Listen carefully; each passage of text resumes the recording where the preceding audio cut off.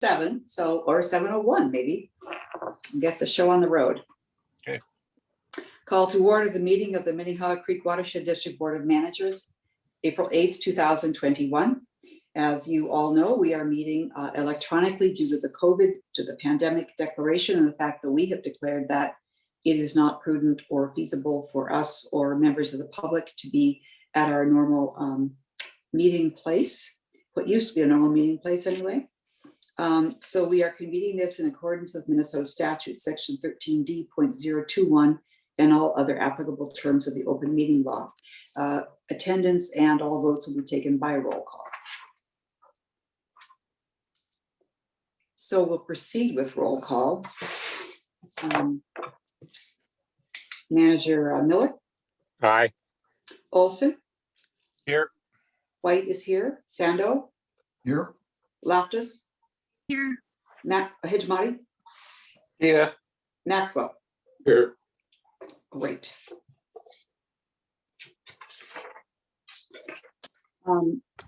There are no public members here, so we'll go on to the consent agenda, which includes approval of the minutes for the March 25th, 2021 meeting and a resolution 21-026, which is authorization to execute a contract for 6 Mile Marsh Prairie and Madam Laketown President, Wetland. I'm sorry to interrupt. Yes. I wonder if we should also just begin by approving the agenda. Well, Move that's a approval. good idea. Thank you, Manager Miller. Is there a second? Second. Olson. Thank you, Manager Olson, and we will vote on the approving the agenda. Manager Maxwell, Aye. Hijmati, Aye. Loftus, Aye. Sando, Aye. White says aye, Olson, Aye. Miller. Aye. Thank you, and thank you, Louis, for pointing that out. So is there a motion to adopt the consent agenda? Move approval. Thank you, Manager Miller. Is there a second? Hijmati, second. Thank you, Manager Hijmati. On the consent agenda, how do you vote? Hijmati, Aye. Miller, Aye. Sando, Aye. Loftus, Aye. White votes aye, Olson, Aye. Maxwell. Aye. Thank you. I have an update on the meetings we've been having with the policymakers. Now that we've completed the complete round of Hennepin and Three Carver and a couple of legislators, we can reflect back on our overall impressions of how those meetings went, how we structured them, and what we learned from the policymakers. The good news is that we had an overwhelmingly positive response. Great enthusiasm and alignment from those commissioners. In Hennepin County particularly, they appreciated the role that we play in our climate action plan, and not only collaborating with the county, but leading in some fashion. And of course, we got the letter from them supporting the LCCMR grant request. And then on 325 Lake Road, again, very supportive, approval of our design and developer selection in partnership, and really seeing the value of that property across the spectrum of benefits. Of course, we know which committees they're on and what their particular interests and geographies are. We tailored the responses. In some aspect, the climate action and Blake Road were two big topics for us.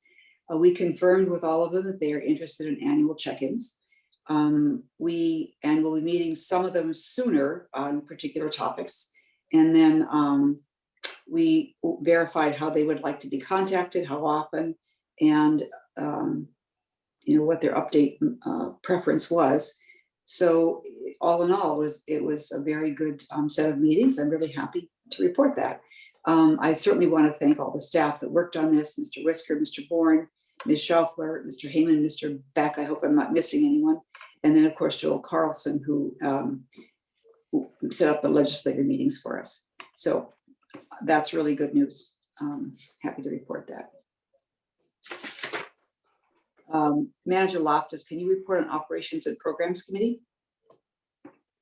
Yes, I can. First, thanks to you and staff for all the time you've put into those check-ins. It's um, a lot of work, but there's a lot of reward, although it might be unseen. So thank you.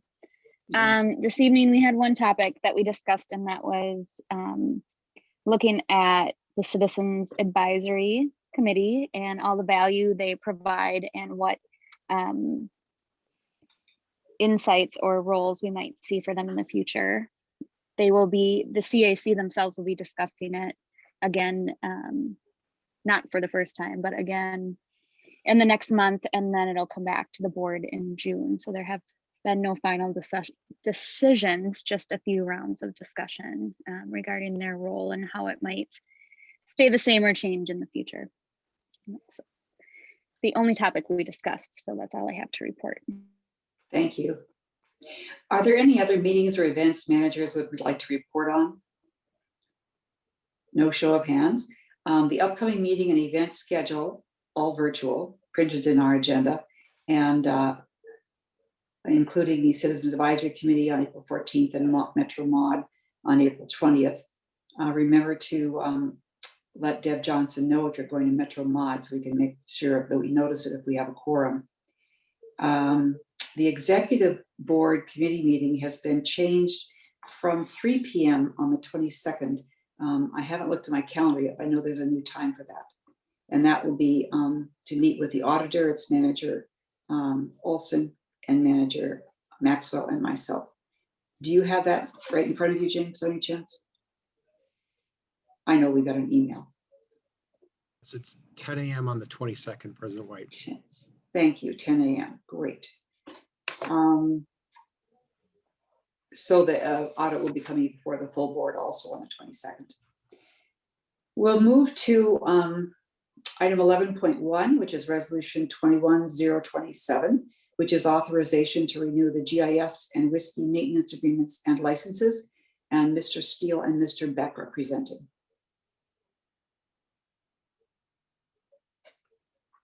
Thank you, President White. Is my screen and voice coming through all right? Yes. Yes. Fantastic. So good evening, President White, managers.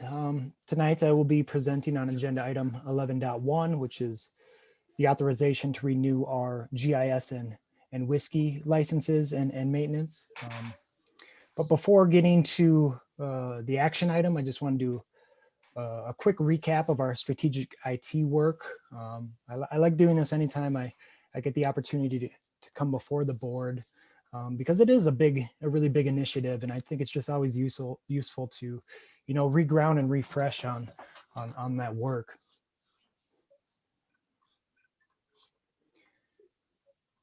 So this initiative can really be broken into 3 phases, as you see in the graphic here. The genesis of this initiative was sparked by the strategic alignment plan, which identified the need to invest in technology to be more effective in our 2-pronged strategy of implementing high impact capital projects and influencing policy.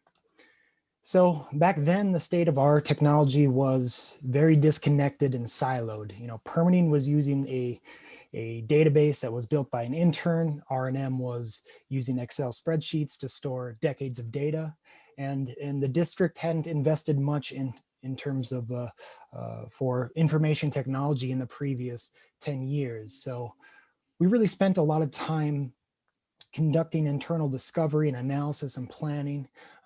We were starting from scratch, figuring out the best approach to building this from the ground up. We couldn't just have programs go out and buy technology that meets their needs, but not the needs of the rest of the organization, because that would just lead to a continued disconnected, siloed state just with shiny new software. So we needed a comprehensive approach. So we brought in a consultant to develop a multi-year plan for technology investment, and that helped define the budget, the timeline, and the phasing. And really that plan started putting some guides on what we were looking for. We were looking for commercial off-the-shelf software. We weren't looking for anything custom built. We really needed proper data management systems to store all that data, whether it was permitting or planning, project maintenance, land management. And really, it's pretty intuitive, but so much of our work and the data we generate exists somewhere on the landscape. So we needed technology to work with data spatially. So these data management systems, we needed them to plug into a geographic information system, or GIS, so we can visualize data from every corner of the organization on a map. And really the ultimate goal of this plan is to become a data-driven organization where data informs our decision-making. And that is accomplished by having the ability to bring in all that data, whether it's permitting, water quality, assets, data from our partners, state agencies, real-time sensor data, and it all comes together in GIS. So obviously GIS came first in this initiative. It's really the hub for all these other systems to plug into. So we can spatially analyze all that data and find trends, patterns, and identify opportunities. Then came permitting, where we invested in software that is able to capture all that data that passes through our permitting process, which is a lot. And being able to leverage it, whether it's through reporting or more importantly through GIS, gives us, insights to how the natural and built environments are changing over time and even at different spatial scales. Then we selected and implemented technology for our data collection and analytics, the work of our R&M program, which was to build on the functionality of our whiskey database, which houses our water quality, quantity, ecological data. And that investment was really to ensure that the data that's stored in that management system, in that database, is able to be pulled into GIS and then served out to the rest of the organization and our partners and the public. And then the work we're tackling this year, which is, evaluating, selecting platforms for asset management, project and resource management, as well as relationship management. And these two will also be ported. That data will be accessible through GIS. So what is all the value? What is the value of these investments?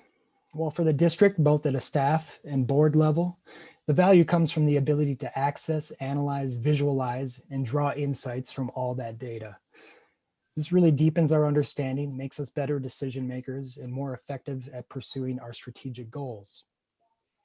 Our partners find value, and they will continue to find value, whether it's just us being able to have more effective and efficient communication, being able to create some compelling visualizations that support a outreach initiative or a lobbying effort, or just being able to provide our partners with access to our data. And a good example is Hennepin County Emergency Management is able to, they have access to our real-time sensor data. So they have the most live, up-to-date data that's just already at their fingertips. And then the value to the public is really in our ability to serve them data and information. The public wants to know what recreational opportunities are near me, or what's the water quality of a nearby lake, or what is the status of a project being built. But a fire hose of data is not going to be very useful or helpful. So we need to filter it, summarize it, and tell compelling stories. And that's best accomplished through a website that pulls data from our GIS and connected system. And that website and that curated data and content is the real valuable resource for the public. So obviously we're making these investments. We don't want all this technology to fall back into that disconnected state. So we need to maintain those investments. And that really comes in two forms. One is license renewal, which is pretty straightforward. Licenses allow users to access a system or to perform special functions. So just for an example, our ArcGIS Enterprise Field Worker license gives staff or the assigned user the ability to be out in the field collecting data. So if you think about Jana at the dam, being able to input the data on her phone, hit send, and that data is updated immediately on our back end on our server in this. And then we have annual maintenance, which really provides some stability and security, whether it's being able to access the vendor's hot fixes or patches that roll out. And really the core benefits are having access to new versions of the software, or new functionality, new tool sets without having to go back out and repurchase a whole new system. It also provides more advanced training, and probably most importantly, maintenance brings technical support. So if anything were to go wrong with our GIS or even our whiskey, we're able to call up the vendor and they will assist with troubleshooting and rectifying those issues. So I provided a more detail and a line item cost breakdown for each item in the including descriptions in the board packet. So here I'm just showing the totals and the budget and the expenditures to date. So these were things that we budgeted for in 2021. And as we want to continue maintaining these investments, they will continue being budgeted for into the future. So with that, staff is recommending approval on resolution 21027, authorization to renew GIS licenses and whiskey maintenance agreements and licenses. Move Thank you, approval. Mr. Steele. Thank you, Manager Miller. Is there a second? Second, Olson. Thank you, Manager Olson. Are there questions or comments for Mr. Steele?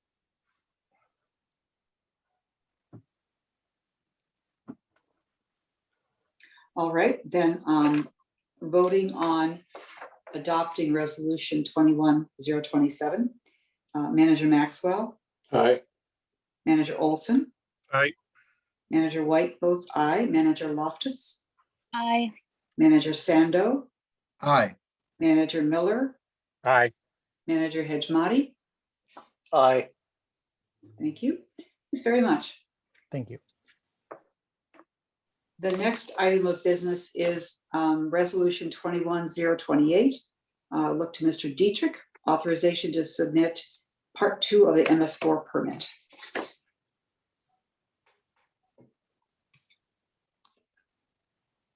Good evening, President White, managers. Can everybody hear and see me? Yes. Yes. Excellent.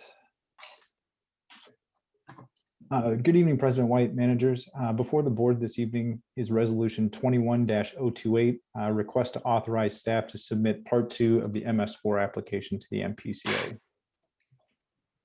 So tonight I'll be stepping the board through a brief presentation, just providing some background into what an MS4 is, why the district is considered an MS4, and at a high level, what our obligations entail. And that's just because the MS4 topic only really appears before the board twice a year, and that's when we have to submit annual reports and when we have to send our SWIP out for public comment.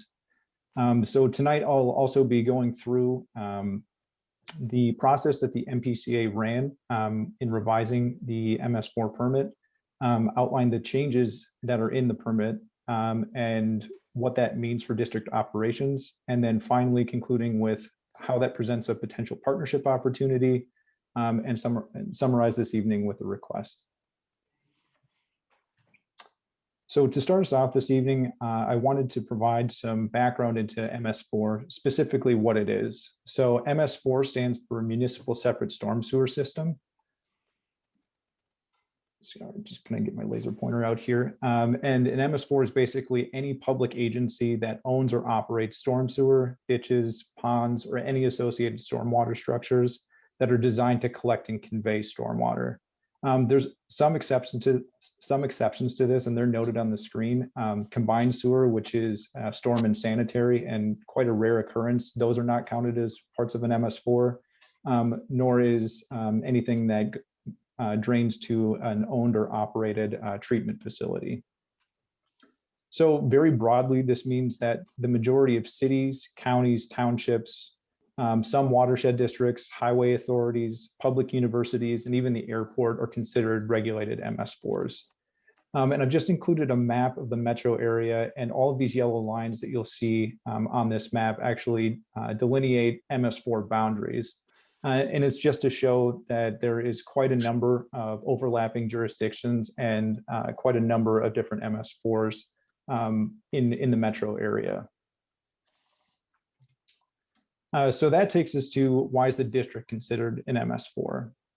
So the watershed district is considered an MS4 because we operate and are the drainage authority for several county and jurisdictional ditches and 2 ponds within our watershed boundary. And strictly speaking, the drainage area for these ditches and those ponds is considered our MS4 boundary.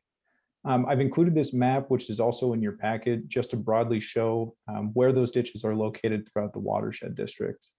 And I will just note too that not all watershed districts are automatically considered MS4s. This is really because we're considered an MS4 because we have assumed the role of drainage authority for those facilities that are on your screen. So what is an MS4 required to do? So first and foremost, we're required to apply for coverage under the general permit. And typically that's done through a 2-part application. The first is really just an intention to apply and then paying a small application fee. And then the second of which is generally more intensive and question driven, which was attached in your packet. And this really outlines the permit that outlines the practice, standards, and requirements that are components of the general permit, and those are outlined in the questionnaire.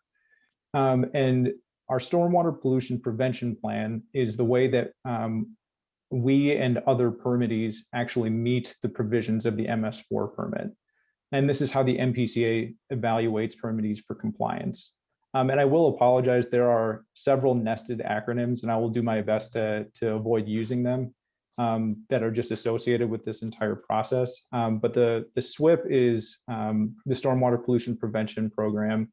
And we actually have a SWIP that's posted publicly on our website. And this is just an example image of what's posted there now. So in our SWIP, we have to detail how we meet minimum control measures, which are basically the general provisions of the permit. So I've listed the 6 minimum control measures on your screen. And really the first just deals with education and outreach plans and distribution of materials to a wide array of audiences. The second is really keeping our SWIP publicly available for viewing, and then so the public can comment it at least once annually. The third, illicit discharge, that actually outlines rules and ordinances that prevent any discharges, outlines requirements to train relevant field staff, any procedures that you have for investigating and resolving issues. The fourth, construction site stormwater, that really deals with documenting reviews, review procedures, criteria, inspections and inspection criteria. The fifth, post-construction stormwater, that really deals with regulatory controls for stormwater, and then site plan review checklists. And finally, pollution prevention and good housekeeping is more geared towards municipalities, but it's about the management of inventory, facilities, really outlines what inspections are necessary for those, any maintenance that might be necessary, trainings, inventory of storage areas, and then other best practices. So this, in a very broad sense, is what the permit requires us to do to document all of these different things.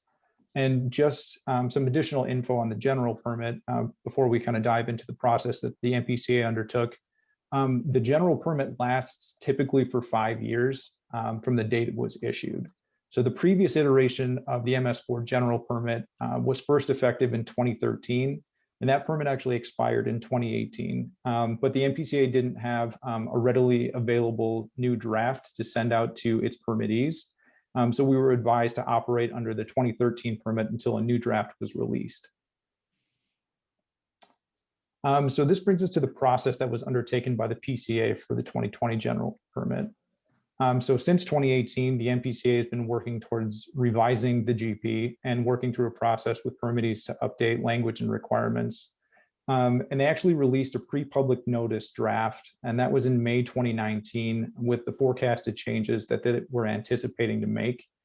And the district actually provided comments on the pre-public notice language, which I attached in your packet, and that was in June of 2019. And I'll be briefly touching on the contents of that letter on the next slide here. But after the pre-public notice comments were received by the district or by the MPCA from its other permittees, they actually took some time to meet with specific commentors based on certain things that they had outlined.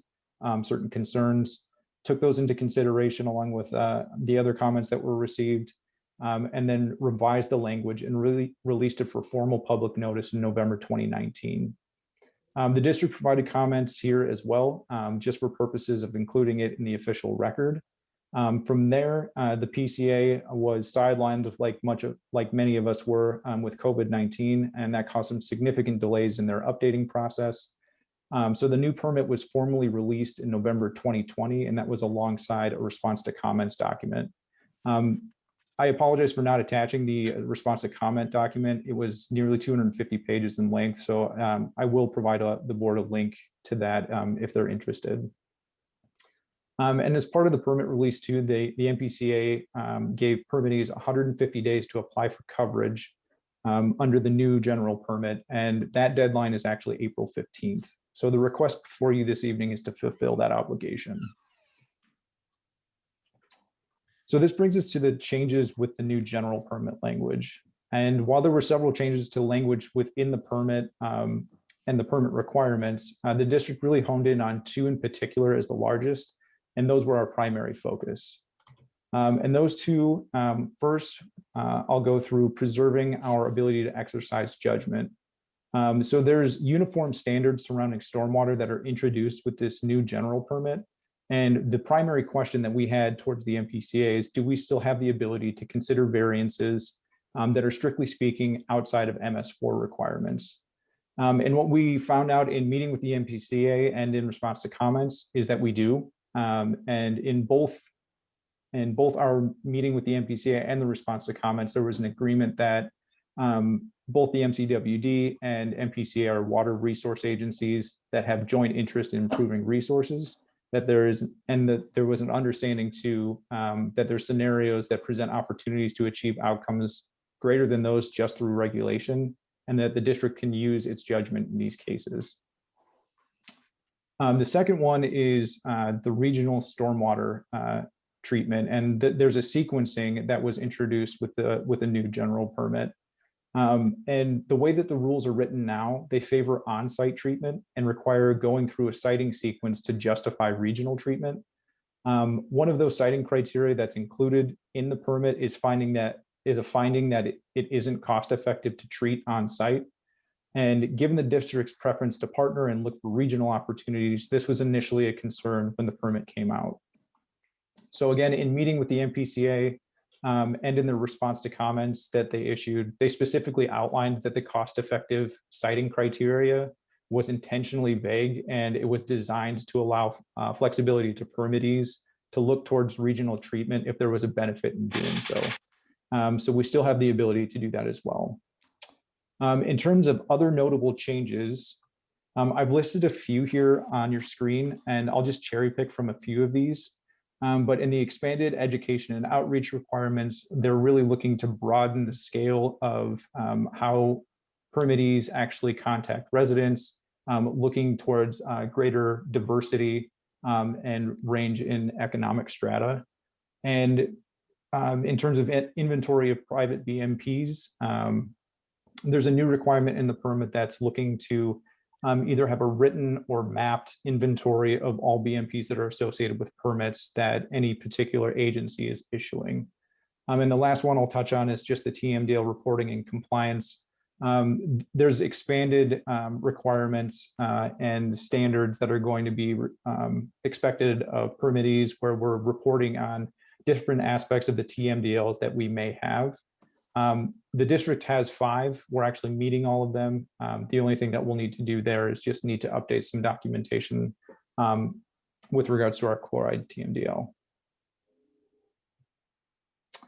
So that leads us to impact to district operations. So first and foremost, from all of the pre-public notice, the public notice, and finally the permit language that we reviewed along with council and other staff, we found that there's no significant changes, at least as it pertains to district operations. There will be some updates to rules, procedures, and practices that we will need to make, but it really does not affect how we do business. So once permit coverage is extended, meaning once we supply the MPCA with part 2 of this application and coverage is extended, we'll have a year to update all of our policies, procedures, and practices, which coincide well with permitting's program alignment. And we've been actually considering this for quite a while, given the length of time that the process has gone on. So those items have been really built into our scoping efforts. So just to wrap up for tonight, I did want to briefly touch on an opportunity for partnership.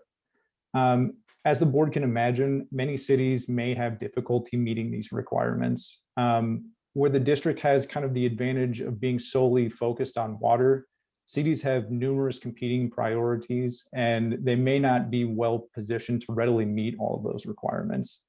And the way that we're kind of looking at this is that it could be a significant opportunity for the district to partner with its member cities to meet MS4 requirements. And this is considering that we already have many of these practices and procedures in place. And this is also coming at a time when we're investing in technology that captures quite a bit of this data with relative ease. So if these partnership opportunities actually do come to fruition, we could potentially build a significant amount of trust capital with our municipal partners in assisting them with meeting some of these MS4 requirements. So we're continuing to explore these possibilities as we work through the program alignment efforts for permitting, and we'll be diving more into these conversations with the board and with the TAC later on this year. So just to briefly summarize, the MPCA has updated the MS4 general permit, and the district is obligated to apply for coverage under the new permit by April 15th, 2021. There's been a number of changes to the general permit, but none that will significantly impact district operations. Changes that are required to be made to procedures, rules, and practices will occur with permitting's program alignment efforts, and the board will be involved in the continued partnership opportunity that is presented through the new permit. And with that, staff is requesting authorization to submit part 2 of the application to the MPCA. And I'm happy to take any questions that you may have. Thank you very much, Mr. Dietrich. Is there a motion to adopt resolution 2128? Move Somebody approval. move. I'll take Manager Miller's motion. Is there a second? Second. Marty. Manager Sando seconds. Any questions for Mr. Dietrich? Yeah, I do. Go ahead. What's an example of the area of cooperation with some of these communities that they don't have the capacity or experience in satisfying these requirements? Sure, that's a great question, Manager Miller. One quick example is just in the realm of compliance. So investigating anything that's discharging sediment into a storm sewer or off-site, for instance. There's a lot of cities that actually just don't have a lot of field staff. So they rely on consultants, and it takes a lot longer for them to get out there, and it's far more expensive. If we're, for example, coming up with an agreement where we're covering a certain aspect of their inspection territory, then maybe we could actually be looking towards inserting the district into part of their planning and zoning process in exchange. Thank you. Gina, is the state charge a fee for this? Manager Maxwell, they do. I believe the fee for applying for the permit is $400, but that was actually with part 1 of the application process, which I believe was in November of 2020.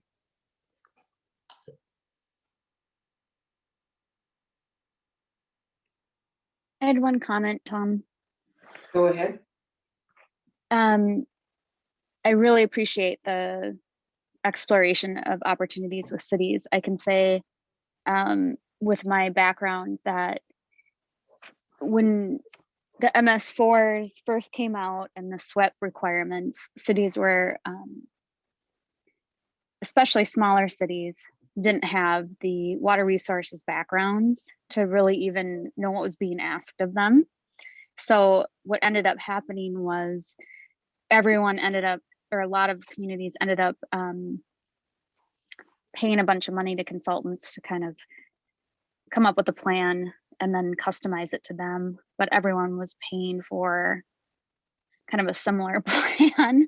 So it felt like there were a lot of consultant dollars for something no one was quite sure what was being required of them. And it felt like it was very much, like you said, outside of the municipal expertise of roads and snow removal and fire and police, things that it was a newer requirement that certainly was not within people's wheelhouses. I think water management has become more of a focus for municipalities, but anywhere the watershed can add value and be a partner in that arena, I think will be very much appreciated, not only by the municipalities, but generally speaking by the taxpayers. There should be some efficiencies found there. So I really appreciate you exploring those opportunities. Thank you. Thank you, Manager Loftus. Other comments or questions? Yes, this is the Go role I ahead. want to piggyback off what Jessica was saying.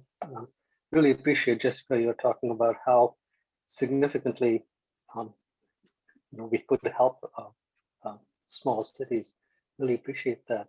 And I was wondering, do you have any examples of any cities who we could outreach to that you think would be advantageous to us as we move forward? That's a great question, Manager Hejmati, because it's not just the small cities that actually have trouble with the MS4 permit or meeting those requirements. It's quite a broad net, and there's several different there's several different pieces of the permit that are actually directly affecting cities. Specifically, one particular aspect is the creation of stormwater rules. So for the first time, the MPCA is now outlining standards that all cities need to review against. And that means that any city that wasn't reviewing stormwater previously now has the additional task of reviewing all of these plans for conformance with that permit. The district already does that. It's not really a change to our operations. It's really just, we can really look towards creating some roles and responsibilities and outlining those in a formal partnership means like an MOU or even in coordination plans. But that would allow us to basically continue with really no change to our operations, but that city would then not have the burden of reviewing all of those plans and then having to show all of that information to the MPCA when they're doing their audits. Okay. And give me some examples of cities that could use this support. Sure. Just offhand, I've only talked to a few in the Eastern Metro, so I'm kind of referring to east of Grace Bay Dam, but St. Louis Park and Edina have expressed interest in some sort of joint pursuit of MS4 compliance. And then out west, I believe I've talked to Shorewood and Mound. Those are the first two cities that I've talked to. Okay. What about the city of Minneapolis? How are they positioned on this? So Minneapolis is quite unique. So a lot of the MS4 requirements and how the permit applies depends on the population of the city. And I believe once you exceed 100,000 people, your requirements are different. And I see. Okay. Minneapolis still has quite a few combined sewers, actually. So they're quite a special case. They do. So the MPCA actually does an individual permit with them. Oh, I see. Okay, so they work individually. So really, the ones that we will be working with are the smaller units of government. Correct. Yeah, the smaller cities. I believe they anywhere from 10,000 to 100,000 in population. Right. Okay. I congratulate.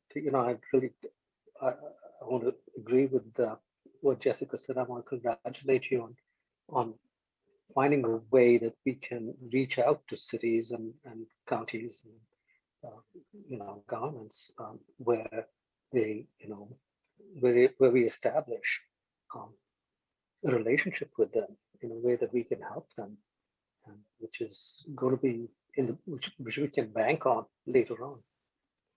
Thank you. I appreciate that.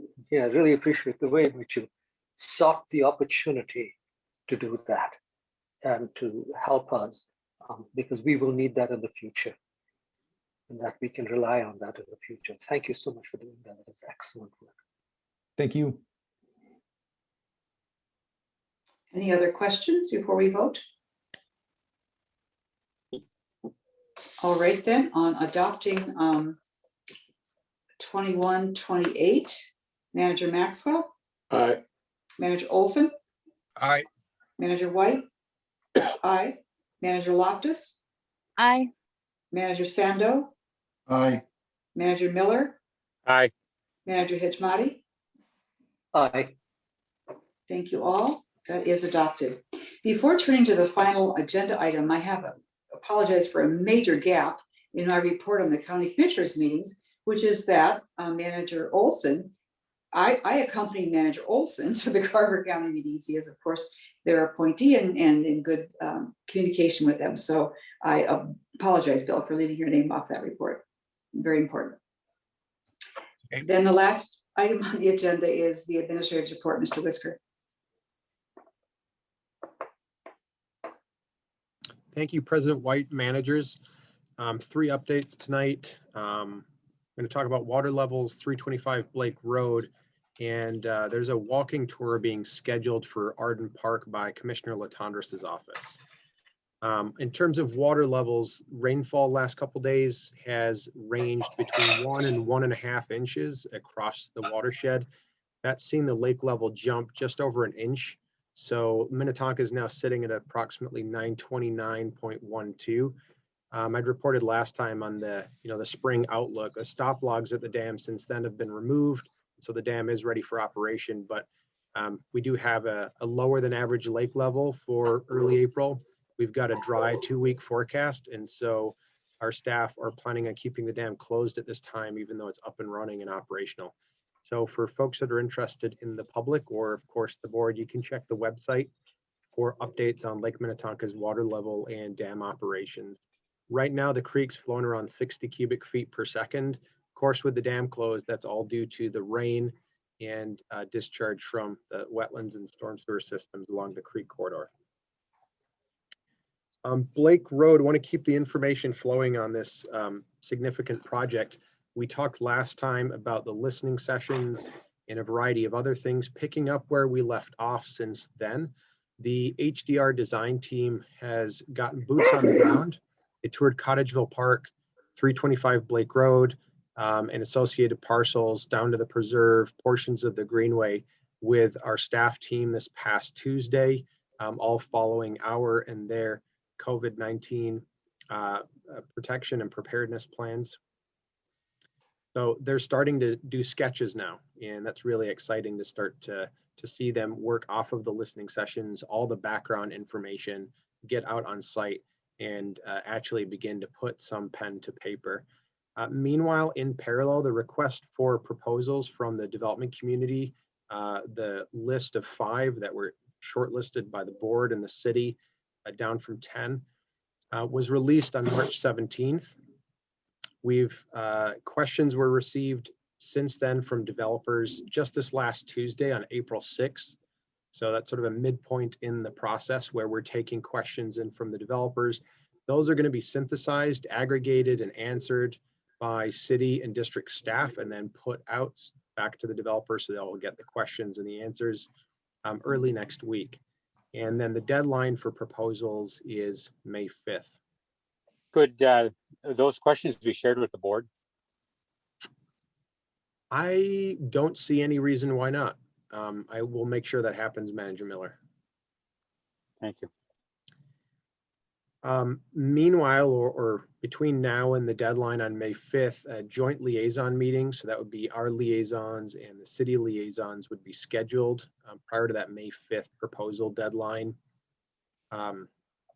After May 5th, the staff team are going to conduct a review, initial review of the proposals, request any additional information from the folks that have submitted, and then the review committee comprised of board, council, and city and district staffs will conduct their review and interviews, and then begin working their way towards a recommendation of finalists for board and council tours, targeting board council action mid-June. So a ton of work on that development side's about to unfold in the next 45 to 60 days. During the last meeting, I had mentioned a partnership meeting that we had scheduled and completed with Hennepin County, Three Rivers Park District Met Council staff. I think at that time, Manager Miller had asked a question about how we're going to continue coordinating with partner agencies, those partner agencies on an ongoing basis, how we might develop a coordinated funding strategy, and how importantly we might relay that information to the development partners. So since that kickoff meeting with those three agencies on March 24th, staff have been in touch in smaller group meetings to schedule follow-ups with the individual agencies, discuss the details of partnership with each of those agencies. And I think through the response to the questions that are being submitted to developers, we plan on pushing information out about how the district is essentially acting to broker that partnership infrastructure, bring that into the process when the developers have actually submitted their proposals so that they know about our work ahead of finishing their proposals. Chuck Lutz, John Commerce, Gabe, and Mike have also been looking at mapping out statewide regional competitive grant sources and developing our, refining, really not developing our funding strategy.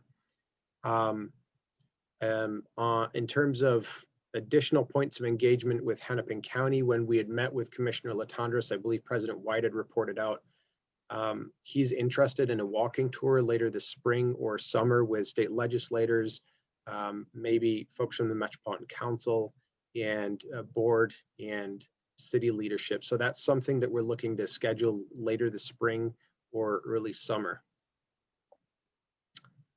The final listening session was held with the broader public on March 31st. I think it went extremely well. We had just over 30 people attended. We really heard a full range of perspectives. We broke the group after an initial presentation down into small groups with facilitators, note takers, and we were actually able to hear from every single voice in the digital room. While there was a diversity of perspectives, there were some very strong central themes and just an overarching level of excitement for bringing nature back to this part of the city. And that was the thing that stood out the most, is every single person there was just really excited about the district's vision for the site of just bringing green space back, connecting it to downstream and upstream work.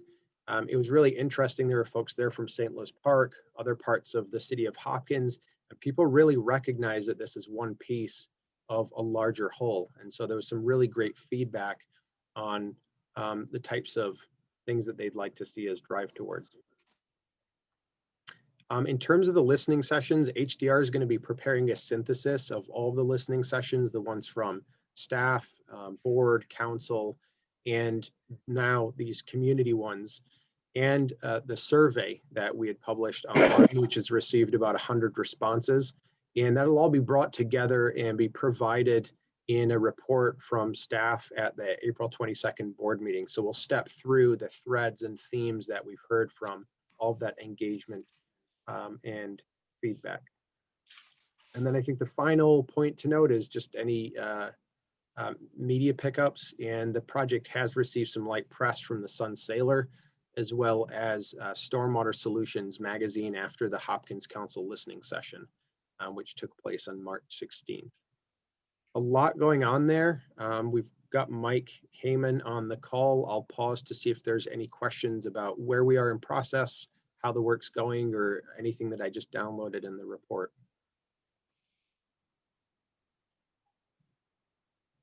James, who got the survey?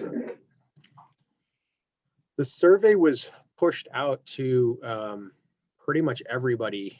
It's publicly available because it was pushed through the website.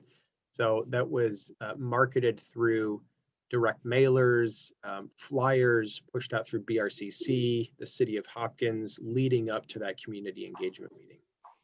Thank you. So I know that we heard from, some of the local business community as well. It looks like probably Pizza Luce. I know Japs Olson actually showed up to the community meeting. So some of the institutions in and around Blake Corridor and the city of Hopkins too. So I think it got some pretty decent reach beyond just the immediate neighborhood. Thanks.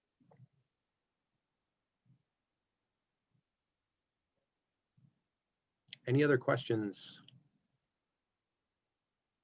Very good.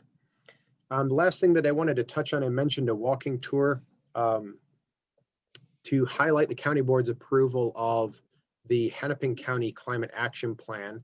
Commissioner Chris Latendresse has reached out and is organizing a walking tour of Arden Park that he would like to include Minnehaha Creek Watershed District, the city of Edina, and the media. He's planning on that meeting taking place on April 22nd, 3:30 to 4:30 at Arden Park. That will be a board meeting night. I think that was one of the reasons we rescheduled the executive committee meeting that day to discuss the audit. Laura Damjancic, our project manager for Arden Park's the one coordinating the program with the commissioner's aide. And after a conversation with President White, given the limited scope of the tour, it seems to be a small group. We're thinking President White, Manager Miller, and Manager Sando would be board representatives that were invited. But that said, if there are others that want to attend and are interested, I think now would be a good time to let me know, or President White, or after the meeting. And then if that's something that folks are interested in, we would work towards noticing it as a public meeting, since it would be over quorum. So that'll be an exciting opportunity, not only for the county to talk about the climate action plan, but of course to profile the work that we've done at Arden Park, the really significant work that we've done there through a climate and resilience lens, and as well tie the Hennepin County's climate action work to our work on climate action as well. So I think that that'll be a fun tour.